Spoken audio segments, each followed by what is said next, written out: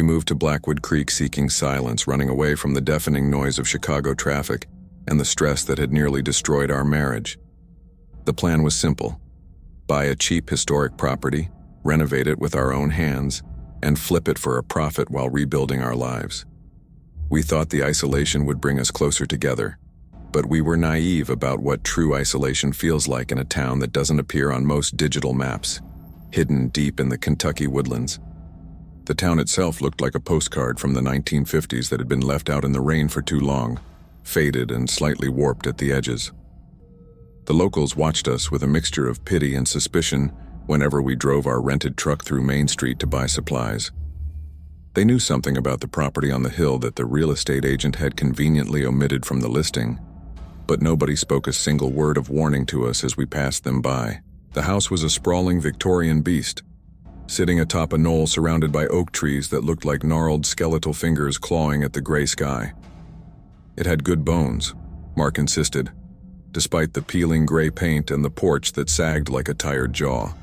The windows were clouded with decades of grime, staring blankly out at the overgrown yard, giving the distinct impression that the house was blind, or perhaps pretending not to see us coming. Stepping inside for the first time as owners felt less like a victory and more like an intrusion into a space that demanded reverence.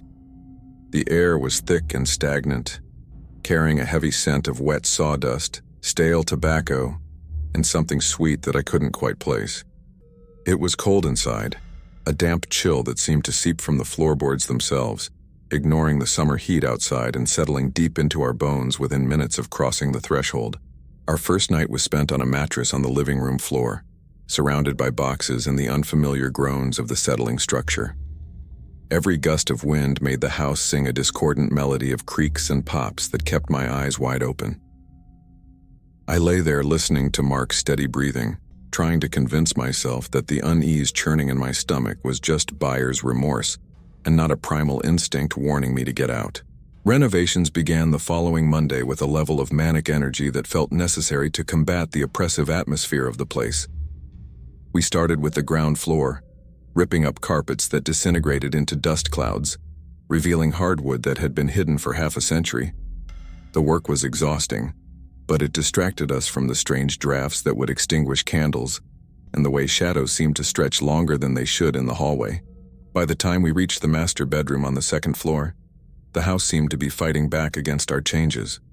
Tools would go missing only to reappear in rooms we hadn't entered, and doors we had shut would be found wide open. The master bedroom was the worst. It was suffocated by layers of hideous dark floral wallpaper that seemed to absorb the light, making the room perpetually dim regardless of the time of day. Mark became obsessed with that room, spending hours staring at the walls before we had even started stripping them down. He said the pattern looked like it was moving if you stared at it long enough, shifting like snakes in tall grass. I told him it was just eye strain from the poor lighting, but I noticed he had stopped sleeping through the night, often waking up to pace the floor of that specific room in the dark. The texture of the wallpaper in the master bedroom was thick, almost like skin, and it felt greasy to the touch. We decided it had to go first, hoping that removing it would brighten the space and lift the heaviness that hung in the air. We set up our scrapers and steamers, ready to purge the room of its ugly history, unaware that the wallpaper was the only thing holding the true history back.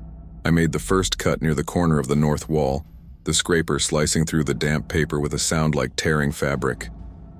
As I peeled back the first strip, a puff of cold air hit my face, smelling of ancient, dry decay. Behind the floral pattern, there wasn't plaster or drywall. There was dark, rough-hewn wood, and the distinct outline of a door frame that shouldn't have been there. Mark stopped his work immediately, his scraper hanging loosely in his hand as he stared at the exposed wood. The door frame had been meticulously covered, layers of plaster and paper smoothing out its existence until we disturbed it. It wasn't a closet or a bathroom. The blueprints we had studied clearly showed that this wall should have been solid, backing onto the empty air above the porch roof, which made this discovery impossible. We spent the next hour stripping the rest of the wall with a frantic, silent intensity, revealing the entirety of the blocked passage. It was a heavy oak door, darkened by age and sealed shut not with a lock, but with 6 massive iron nails driven deep into the frame. The heads of the nails were rusted, looking like scabs on the wood, and the door itself had no handle, just a smooth, scarred surface that had been beaten by time. "Why would anyone seal a room like this?" I whispered, the sound of my own voice startling me in the quiet room. Mark ran his fingers over the iron nails, his face pale but his eyes burning with a strange, feverish curiosity I hadn't seen before. He muttered something about structural integrity, but his tone was hollow, like he was reciting lines from a script he didn't believe in, trying to rationalize the irrational. He went downstairs to get the crowbar, leaving me alone with the door that seemed to pulse with a low, barely audible vibration. I placed my ear against the cold wood, holding my breath, straining to hear anything from the other side. For a long moment there was nothing but the rushing of blood in my ears, but then I heard it, a faint rhythmic scratching, like a fingernail dragging slowly across wood. I jumped back just as Mark returned, the heavy steel crowbar clanking against the floorboards, breaking the trance. I told him what I heard, begging him to leave it alone, to just cover it back up and forget we ever found it. He laughed, a sharp, jagged sound that didn't reach his eyes, and told me it was just mice or the house settling, dismissing my fear with a wave of his hand that felt dismissive and cold. He jammed the crowbar under the first nail, the metal screeching in protest as he applied his weight to the lever. The wood groaned, a sound almost like a cry of pain, as the rusted iron slowly gave way, pulling free with a burst of reddish dust. One by one, he worked the nails loose, sweat dripping from his forehead, his movements becoming more aggressive, almost violent, as if the door was an enemy he had to defeat. When the last nail fell to the floor with a heavy clatter, the door didn't swing open. It just stood there, unsealed but still defiant. Mark wiped his brow and looked at me, a wild grin on his face that made him look like a stranger. "Ready?" he asked, not waiting for an answer before he jammed the crowbar into the seam and shoved the door open with a shove that shook the floor. The smell hit us first, a wave of stagnant, frigid air that smelled of dried flowers, old dust, and something metallic, like copper or blood.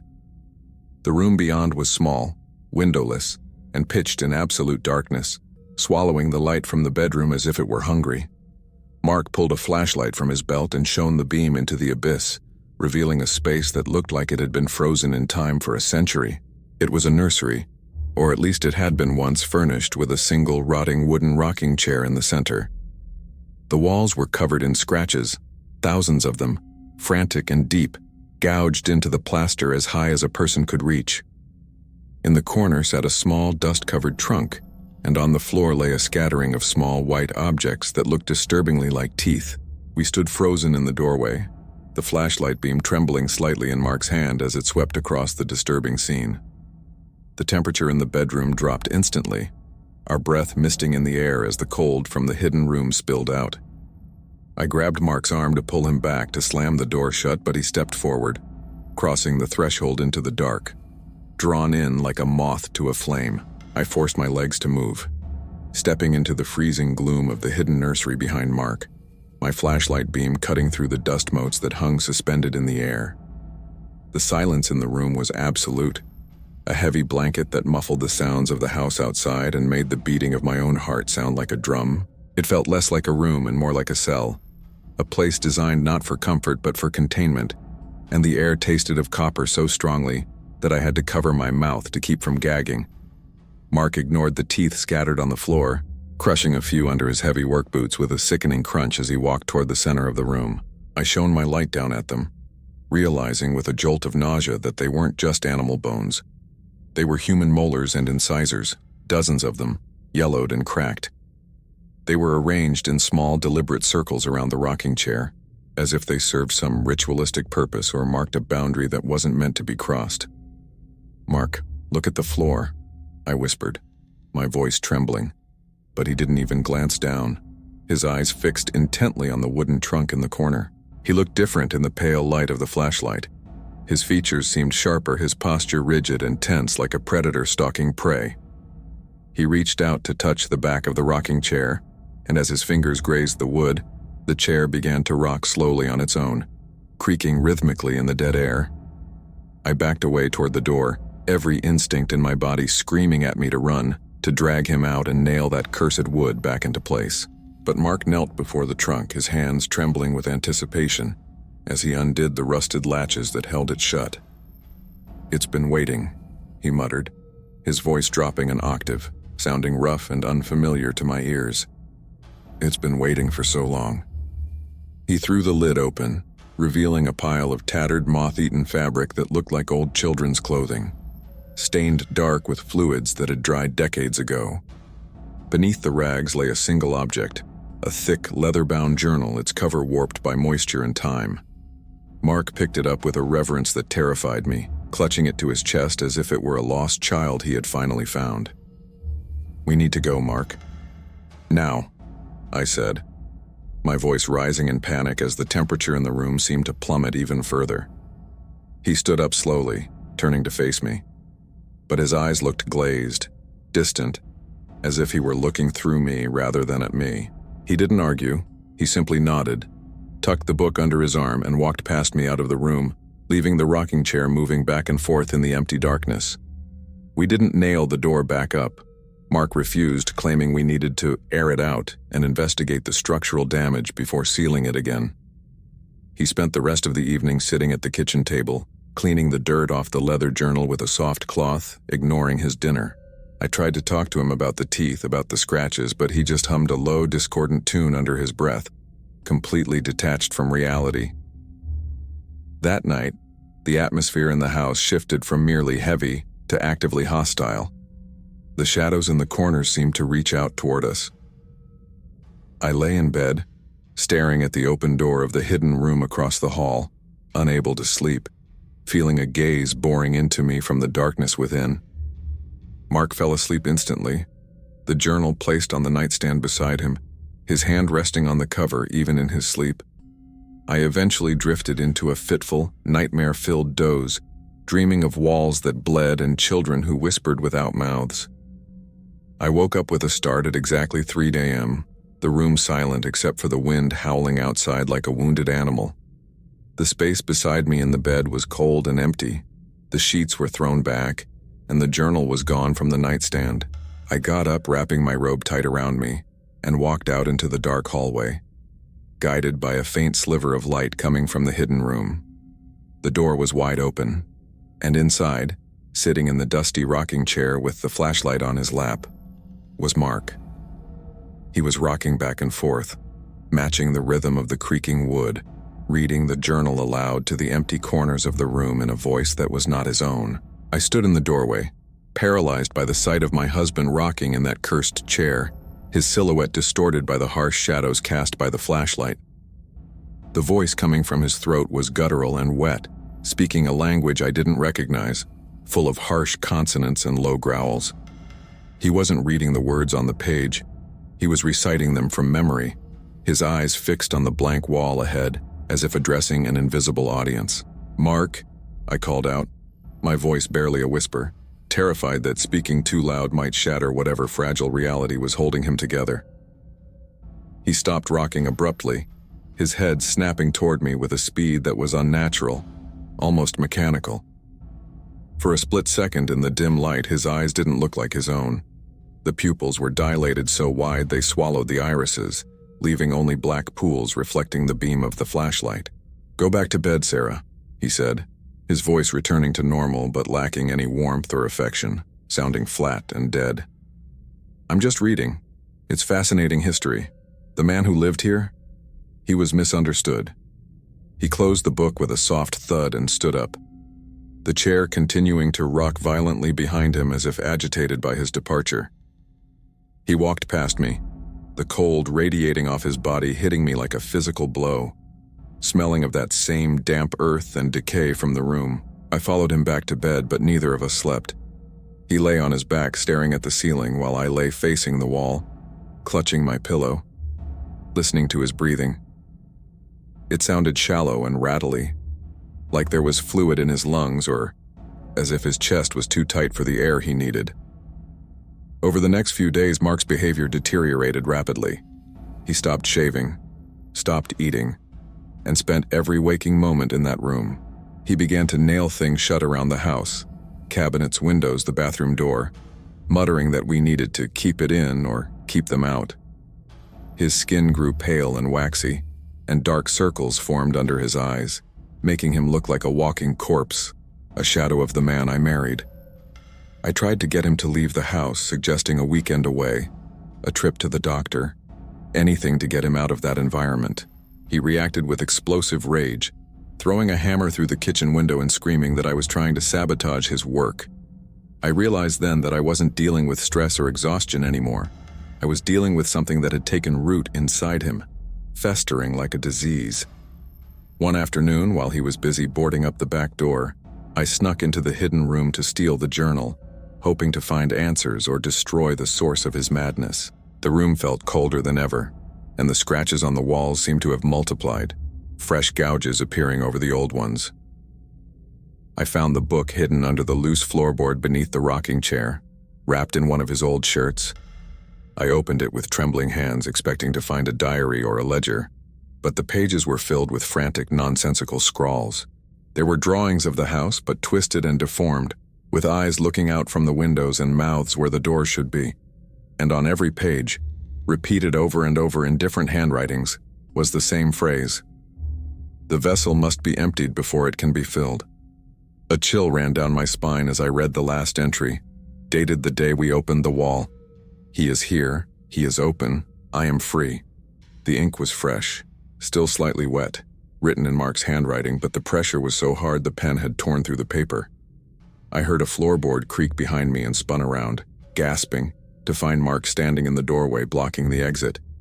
He wasn't holding a hammer or a tool this time. His hands were empty, hanging loosely at his sides, fingers twitching. He tilted his head, a smile spreading across his face that was too wide, showing too many teeth, stretching his skin to the breaking point. "You shouldn't be reading that, Sarah," he whispered, the voice layered, sounding like two people speaking at once. "It's rude to read someone else's thoughts while they're still moving in." I dropped the leather-bound journal, the heavy book hitting the floor with a thud that echoed like a gunshot in the silent room. Mark didn't flinch. He just kept staring at me with that grotesque stretched smile, his body swaying slightly like a tree in a gale. I scrambled backward, my heels catching on the rough floorboards, instinctively putting distance between myself and the thing that was wearing my husband's face. He took a step forward, his movements jerky and uncoordinated, his joints popping audibly with every motion, as if his bones were rearranging themselves to fit a new occupant. "Mark, please, you're scaring me," I pleaded, though I knew deep down that the man I loved wasn't the one looking back at me through those dead black eyes. He laughed again, that layered, multi-tonal sound that vibrated in my chest and lunged at me with a speed that defied the clumsy way he had been standing. I barely managed to dodge, throwing myself to the side as his fist smashed into the wall where my head had been, punching through the plaster and lath as if it were wet paper. I didn't wait to see him pull his hand free. I scrambled to my feet and sprinted into the hallway, my heart hammering against my ribs like a trapped bird.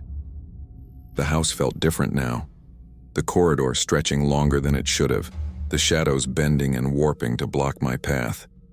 I reached the top of the stairs and practically threw myself down them, gripping the banister so hard my knuckles turned white, terrified that he was right behind me, ready to drag me back into the dark.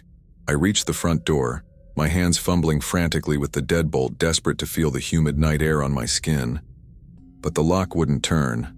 Looking down, I saw that while I was distracted upstairs, Mark had hammered 3 thick industrial nails into the doorframe, sealing us inside.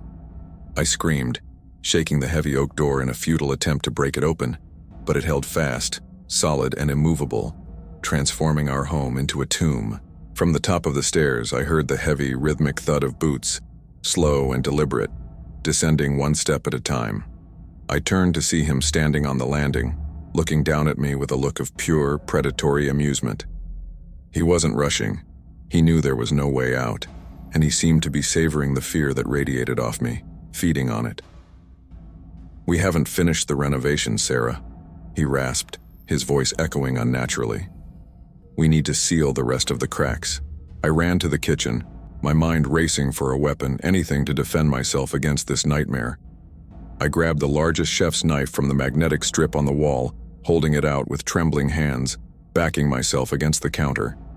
The kitchen lights flickered violently and then died, leaving me in the semi-darkness illuminated only by the moonlight filtering through the dirty windows.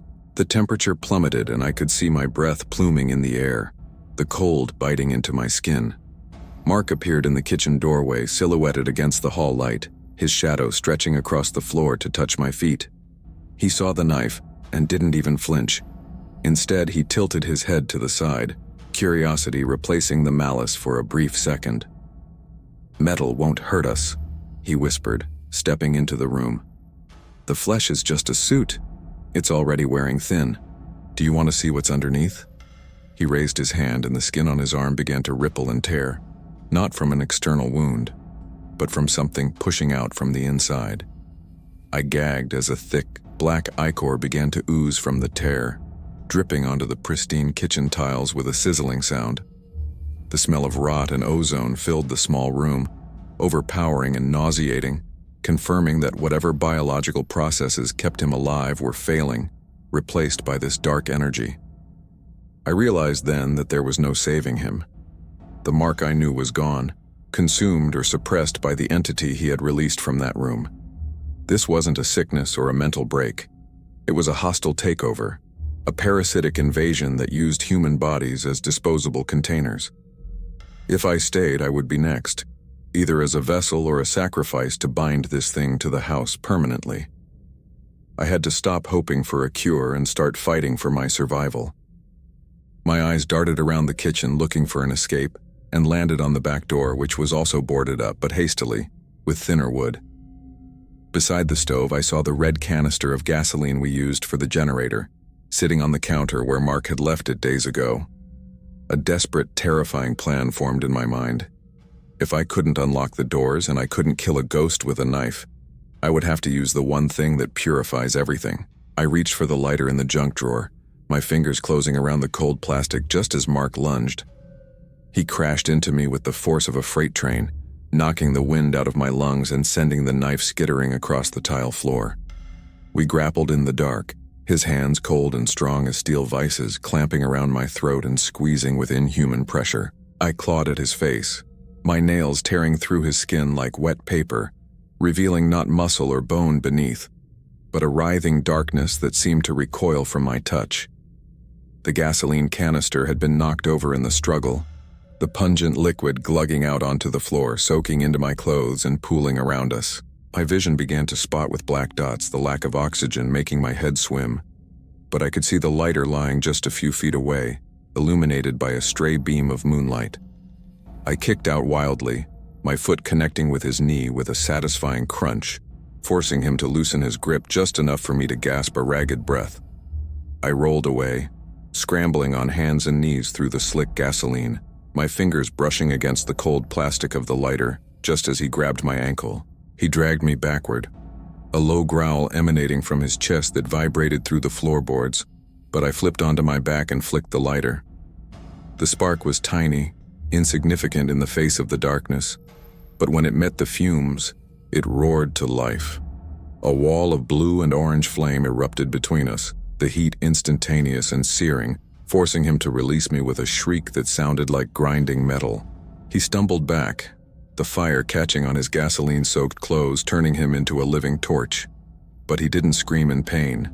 He laughed, a horrible crackling sound that rose above the roar of the flames.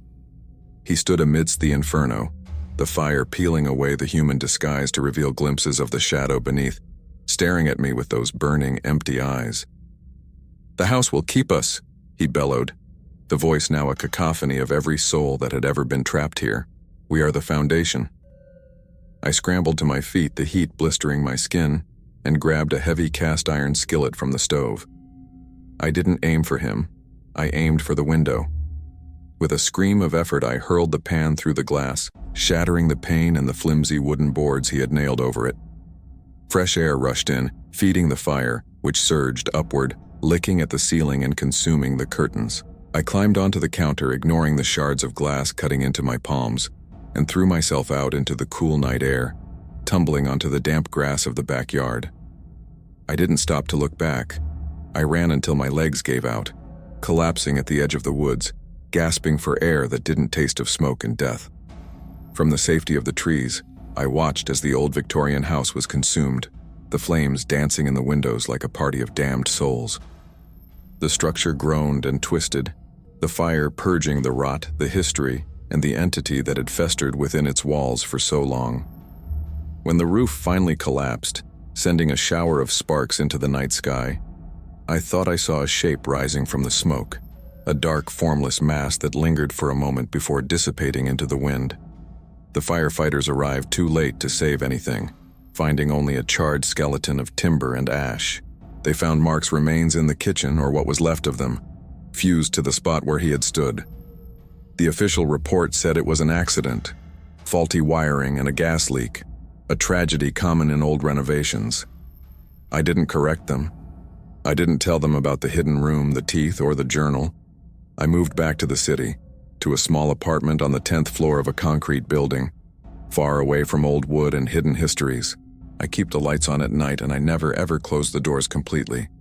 But sometimes when I'm walking down a crowded street or sitting in a busy cafe, I catch a whiff of that smell, damp earth and old flowers, and I freeze, looking around, searching for a face in the crowd that looks a little too pale, a little too waxy. Because I know now that houses aren't the only things that can be haunted. Sometimes the things that live in the walls find a way out and they just need a new place to hide.